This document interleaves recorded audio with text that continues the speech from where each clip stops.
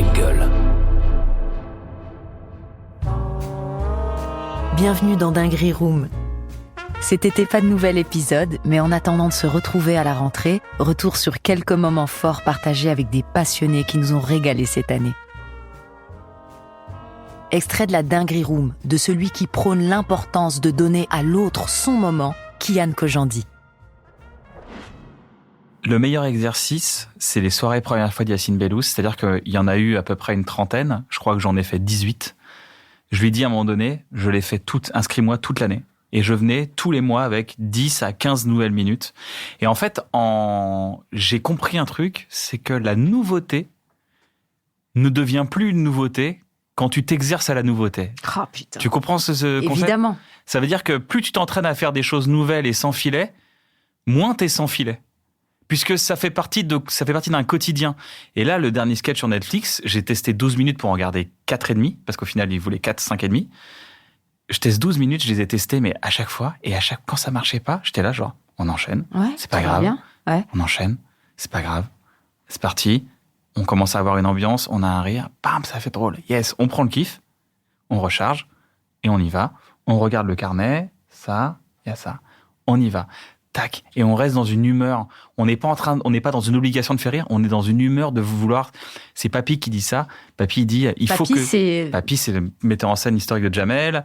C'est le boss de l'impro à Trappes. C'est quelqu'un c'est un humain formidable. J'ai croisé sa route. Il m'a dit respire. C'est un truc tout con, mais respire sur scène. Ça, c'est un conseil, mais fondamental. Il y en a plein qui respirent pas. Et le cerveau a fucking besoin d'oxygène. En fait, il a besoin d'oxygène. Sinon, t'as des trous. Sinon, l'adrénaline, elle prend le contrôle de ton cerveau. Et c'est comme si tu faisais un saut en parachute et que tu respirais pas. Bah, t'arrives en bas, t'es mort. Ouais. T'as juste pris un rush d'adré. Oh, je l'ai jamais fait, mais bon, j'imagine. Le mec qui donne des leçons, vous savez, c'est comme un jour quand on monte sur un dinosaure. Non, mais c'est ça qui est dingue. Et donc, c'est respire. Et il m'a toujours dit, il faut toujours que quand tu montes sur scène, même quand t'es anxieux ou ce que tu veux, t'es toujours ce rictus intérieur. Genre, ah oui, c'est vrai que ça m'amusait, ça. Ouais. Ça, c'est pour ça que je veux le dire, ça m'amusait. Et ce petit ça m'amuse, même quand tu te le savoures, et après tu dis ta phrase, en fait, ça te met dans un état où t'es bien. Mais ça, c'est des trucs psychologiques. Oui, des petites techniques. Mais travailler la nouveauté, c'est le meilleur moyen que la nouveauté disparaisse. C'est-à-dire que la nouveauté ne devient plus un... Tu t'y habitues. Ouais. Tu dis, ouais, ça va, en fait. C'est comme ça, ouais. Et si tous les mois, tu fais 10-12 minutes nouvelles, tous les mois, tu fais ça pendant 3 ans, après, t'es invincible. C'est une très, très bonne idée de faire les soirées première fois. C'est la meilleure... Et Ouais. C'est la deadline. C'est la technique de la deadline. T'es obligé. Sans deadline, t'y vas. Rien. Tu reportes. D'ailleurs, toi qui as fait les plateaux, on peut être enlisé dans les plateaux. C'est-à-dire... si t'as pas de deadline de spectacle, c'est assez... je suis en train de voir, là, en fait, que c'est assez... Tu peux rester longtemps comme ça. Ouais, tu peux devenir la star des plateaux. Ouais, voilà, c'est ça. Avoir ton 10 minutes, ton 5 minutes, et je commence à capter les stars de plateau. Et je me dis, mais dommage qu'il n'y ait pas de deadline. Ouais. Dommage que elle ou lui ne fasse pas de spectacle. Ils ont le potentiel, mais je crois qu'ils ont peur de... Il y a un truc que j'ai constaté, si on peut en parler même à la nouvelle génération, parce qu'il y a beaucoup de jeunes qui font du stand-up de plus en plus. Quand je dis jeunes, c'est des jeunes... de 20 ans des jeunes humoristes. C'est bête de 40 ans, des jeunes humoristes de 40 ans. C'est le cercle vicieux du plateau, c'est... Bon, au début, tu commences, t'as un spectacle. Tu dois faire venir des gens. Donc, tu fais des plateaux. Dans ton plateau, tu fais ton meilleur sketch. Et tu fais que ce meilleur sketch. Tu te fais rencontrer, grâce à ce meilleur sketch, tu fais d'autres plateaux. Tu te rends compte que, à un moment donné, on te dit, tu veux jouer ton meilleur sketch dans une soirée, c'est payé cette fois. Et le temps, ça te ferait un petit bifton, il y a un resto, il y a un truc. Carrément. Et tu commences à devenir un peu rentier de ton sketch. Tu délaisses, forcément, quand tu refais ton spectacle, dans ton spectacle, il y a un moment, c'est beaucoup plus fort que le reste, parce que le reste, tu l'as pas bossé.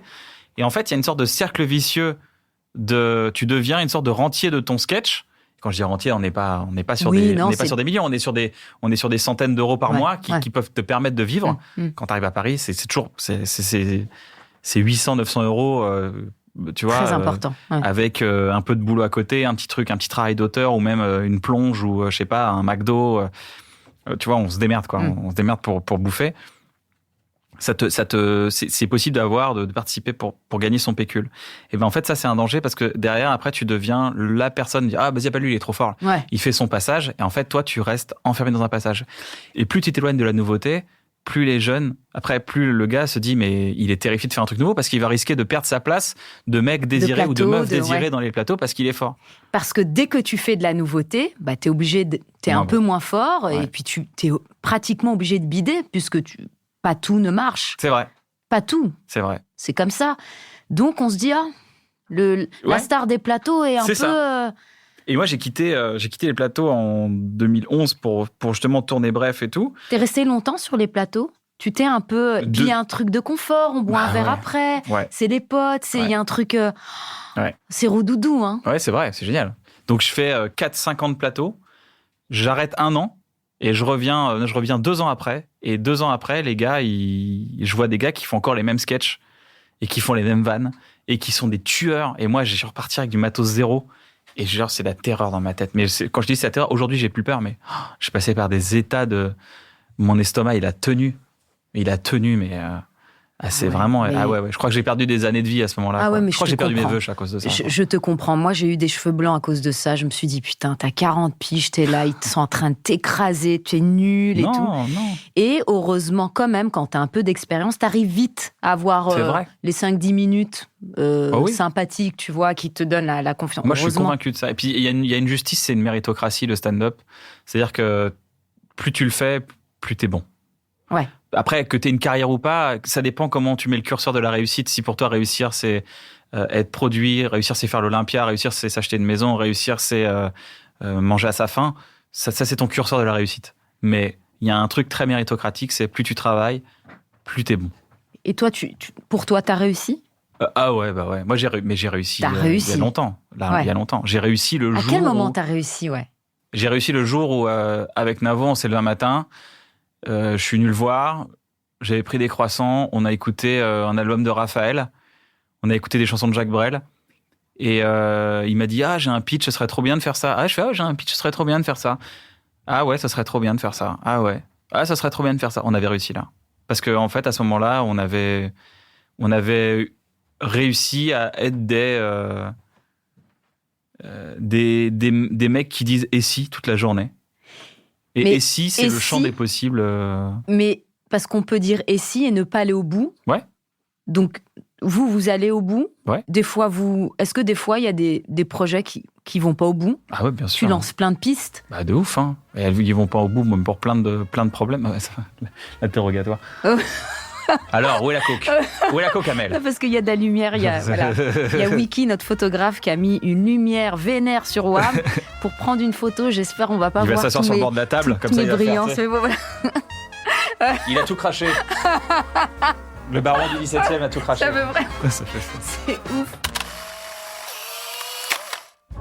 Retrouvez l'épisode complet sur toutes les plateformes d'écoute et sur dingueryroom.fm. Dinguery Room est un podcast original Engel, présenté par Amel Chabi.